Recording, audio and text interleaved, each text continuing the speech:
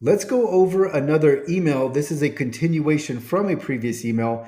This person asks, do you think I should get any of these certifications? And that's in reference to the CPAC and WAS certifications. They continue, I know it couldn't hurt, but it's a lot of money for me to put up for all this, including the course. And that's in reference to my accessibility business course. And then they continue, when I already have a good head start. I feel that a certification is less important than really understanding and implementing knowledge along with real world experience, but I don't have a beat on this like you may have. And I do like the idea of having some certifications, but right now this is more of a practical decision. So now we're going to tab over to a graphic labeled Certification Power Bar. And this is really just an odometer where we have three different sections. The first section on the left is clients, the middle section is contracting, and then on the right, we have jobs. And the arrow here, the needle, is tilted all the way to jobs. So in the extremes, think about these three sections as 0, 50, and 100. That is the power that certification holds in each of these three circumstances. So when we're dealing with clients, the power of certification is zero or near that. When we're dealing with agencies and potentially contracting with agencies, then we're at a 50. And then for jobs, we're at 100. Now, again, those are extreme numbers, but that is to illustrate the point that certification has varying power depending on the person that you are trying to work with. So let's continue on and we'll go over some questions to really help give you more context for certification and how it can help you, where its value is, and where its practical value is. So, one question, the first question, what does certification mean to the person? So, as I was talking about with the client, they're more going to look at this as, oh, that's good to know, or that's nice that you have that. Oh, even better, I didn't know that you had this certification. So it's really a nice to have, not a need to have. A client is going to look at this like a bonus. But one point here is I don't have these certifications, and I get clients all day. Like there, I have no problem getting clients, and I cannot remember a single time where a client has asked me, "Hey, are you CPAC certified, or have you passed the WAS exam?" It just doesn't come up. So, in my experience working with clients, this is just it's not important. It's irrelevant. Clients are more interested in, can you do what I'm asking you to do?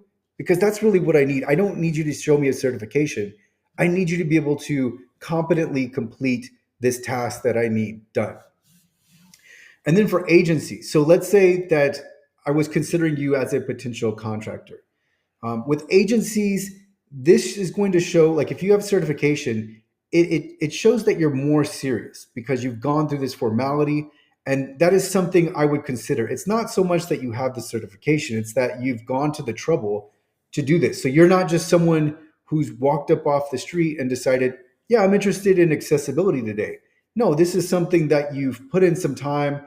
You've obviously invested some money. So to me, it shows that you're more serious, but it's not like that can't be offset with something else because ultimately I'm not concerned with whether you have certification. Again, I'm like the client. I want to know, can you actually do this? But to me, one, more serious. Also, it shows that you have some baseline knowledge so that you're not just claiming to have accessibility knowledge. Like you've actually passed this exam, which, they're not just giving away this certification. So you do have to pass the exam. So that shows you have baseline knowledge. And it's a consideration of mine. It is not the end. This is definitely not something where it's like, oh, I'm looking for only people that have that are CPAC certified. No, no. That's cool that you've passed that exam, but I want to know, can you do what I need you to do? And if you can demonstrate that to me, then I'll work with you. I don't like at that point, like the certification doesn't matter. So it's more of a nice to have. But agencies, people that you're contracting with, if you're the subcontractor, they will consider this. It will be a factor, but it's not the deciding factor. So again, that's why I said power of 50. And then when it gets to recruiters, and so if you're actually trying to get a job in accessibility, that's where it's going to become really important. That's where, these recruiters, the HR people, whoever it is, they're looking to check boxes. They're looking for, do you have this specific qualification? Because they are looking to see as if you have as many bullet points as possible, because then that tells them, okay, this person has met all these qualifications. I've met this minimum standard that I need to meet. And keep in mind that with jobs and places of employment, they become more bureaucratic. And here you see that creeping in because you have the boxes being checked, and that's what needs to happen. If you don't have this certification, you might not get hired, even though you can do the job. And that gets directly into bureaucracy. So another question to think about is, what does the certification technically represent? Do you possess this knowledge and skill set? Okay, then can you demonstrate it in other ways? So if someone's like, I'd like to see I'd like to see that you have the WAS certification. Well, okay, I understand that. I don't have it, but here's what I do have. And so can you demonstrate that you can get the job done? That's that's the most important here. That's the whole point of the certification. It's really to demonstrate that you possess these skills, this knowledge, etc. And then, as I was talking about, jobs equal bureaucracy. So that's why we see the need to have this checkbox checked. That's why we need something quantifiable so that everyone can say that they've done their due diligence and they've met all of the, let's say, the internal policy requirements, whatever it is. So that's why certification is so important when it comes to jobs. Now, if you're considering certification, I'm not, you know, I would say try without the certification. Try to do what you are attempting to do without the certification and see how far you go. This could even be something where you are applying to these jobs and you don't have a certification that they're looking for, but you do have something else.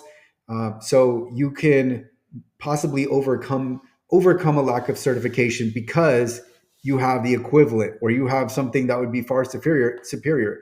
And maybe it's experience. Like, well, I don't have the certification, but I do have this experience because I've worked at X job for 2 years, and this is what I was doing, and these are my accomplishments, my achievements, whatever. So if you try it, see if it's actually a stumbling block that you don't have the certification. Remember that you can always come back to it later.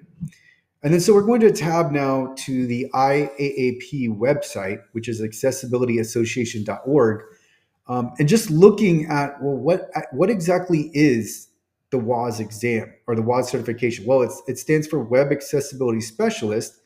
And so one note here is it says WAS is not for beginners or individuals looking to get into web accessibility. So if you do have experience, then obviously you could, that's one of the entry points on when you can apply. But if you're still new to accessibility, then you don't even need to worry about it, because they want to make sure that you're not just a beginner. So here, just to get that practical experience, which is the most important part of this, because then the exam is just going to certify that you do indeed have this knowledge. So it's just like it just represents that you have the ability to pass this exam, but practical application of this knowledge is more important. And they actually talk about this, and they say applicants should have experience with and be able to perform these job tasks both independently and efficiently.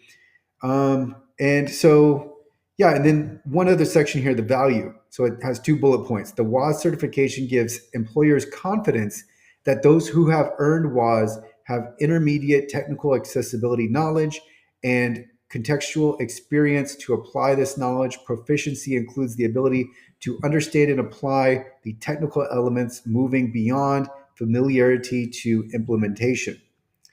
So let's see. I think there was one other section. There's prerequisites.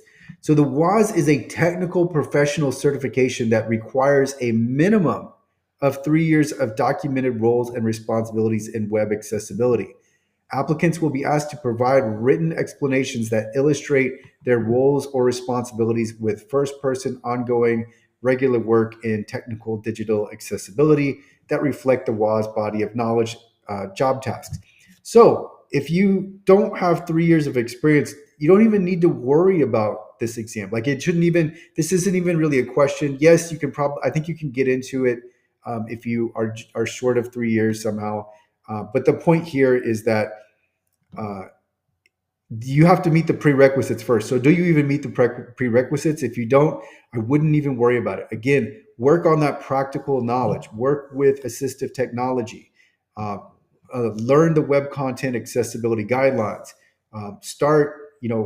Start even practicing audits, whatever it is. You want to develop and hone a skill set on whatever path you're targeting. You want to hone in on that skill set. What tasks do you need to know inside and out? What are you going to be doing over and over again? Develop and fine tune that practical knowledge. And then when we look at the CPAC exam, it says when to apply. You have 1 year of experience in accessibility or a new changing role with some responsibility for accessibility.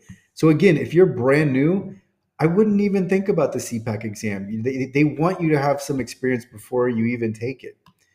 And then on the value section, this certification demonstrates that a person has a broad, cross disciplinary conceptual knowledge about disabilities, accessibility and universal design, and accessibility related standards, laws, and management strategies. And then a second bullet point is the CPAC is the ideal credential for those who manage and support accessibility, but who may not personally design, implement, or evaluate the technical details of accessible solutions. So this is more of a broad exam. The WAS is more of a technical exam where you're really demonstrating some knowledge and familiarity with the practical application of the web content accessibility guidelines and um, the ability to audit, etc. So both are nice to have. Both can look well upon you, especially if you start stacking a bunch of certifications on top of each other. Then it's just like it becomes impressive just by the mere fact that it's like, oh, you've got this certification, and then three more, and then you have this practical experience, and then it starts to become like, okay, this person obviously knows what they're doing because just like you wouldn't have gone to all of this trouble. But for beginners, you don't need to worry about it. If you have more experience, these are nice to haves, not need to haves. And again, what I would try out first before you go and take the exam is just see, do you even need it for what you're trying to do? And so that's how I would look at these exams. Yeah, they're definitely a bonus, and in some circumstances, you're going to need them depending on what you want to do. But in other circumstances, you likely won't need them at all. So that's how I would look at going back to the email. What was the original questions? Do you think I should get any of these certifications? I would say no. I would wait on it and just see if practically it comes up as a stumbling block, and if it does, then yeah, then I would take the exam. But otherwise, I would just go ahead and try what you want to try, and then see how it works out. For if you're working directly with clients, it's probably never going to come up. Now, do the logos look nice? We see them commonly on digital accessibility company websites. We see the logos. It's great, but it's not necessary. It's nice, and when clients see it, I'm sure some clients think, oh, that's good to see, but it just doesn't come up. Like in my experience, it's never come up for me. I cannot remember a single time where anybody has asked me about these certifications. And the other part of this is that many clients don't even know it exists. Like 99.999% of people have no idea the WAS or CPAC exam even exists. So that's another thing to consider. So definitely nice to have, but they're not necessary to have unless you're in certain circumstances where it's required.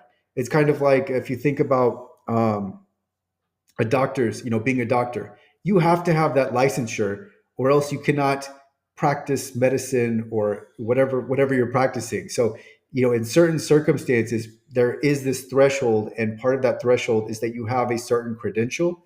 So in that instance, then yeah, these exams are really, they can be really compelling. But otherwise, I would wait and just see if you indeed need this. And while you're waiting, even if, like, let's just say you want the exam, like she said right here, And I do like the idea of having some certification. So if you like the idea of it and you think it's going to help you in some way, um, even if it's too expensive for you right now, then what you can do is you can just rack up the practical knowledge while you're waiting for these exams. So it's like, don't wait around, or don't put off your path because you want these exams. Instead, just get started, rack up the practical knowledge, really start to hone in on your skills, really start to work with all these various assistive technologies. Because with assistive technology, if you are experienced in all these diverse groups of technologies, then that's really going to help. And it's like, even with among screen readers, right? Even if you just take screen readers and you're like, I know how to use NVDA, JAWS, and VoiceOver, and that's already going to be compelling, because it's like, oh, you're familiar. Then you have three separate bullet points, and you're getting directly to that practical aspect of accessibility that people are looking for. So when you start to you have a resume or a portfolio of sorts, these are ways that you can demonstrate the knowledge and really showcase that you do have the skill. Talking about your past experience, possibly a sample portfolio. One note on there is, I always like to make sure that you protect your clients' privacy. A lot of clients don't want their name out there. So just know that, like, and if it's okay with your client, then it's okay. But just know that you don't want to necessarily showcase a client who does not want to be showcased. But there are a lot of ways that you can bolster what you're bringing and offering to clients without these certifications. So I think that really explains it well. And it's there was one other thing I wanted to cover, but I can't remember it. I'm going to link to these both of these pages on the accessibility on accessibilityassociation.org. I will link to both of the exams so you can look over the requirements, what these certifications actually mean. The CPAC is more broad and fluffy. Uh, Not to say that it doesn't have some value, but it's just not as specific. So but even the CPAC, just in having the CPAC, and it's just going to look good. Like it looks nice to have, right? When you say it, certified professional in accessibility core competencies, that's just a nice to have, right? It's a nice to have. It's a nice bullet point to have. So I will link to I will link to the WAS exam and the CPAC exam. I will also link to my digital accessibility business course.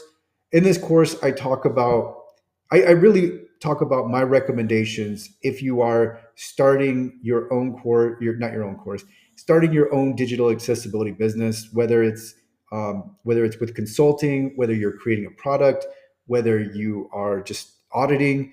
My recommendations on marketing, dealing with clients, sales, the opportunities that are abundant in digital accessibility. And I talk all about it. So I'll also link to the course in the description.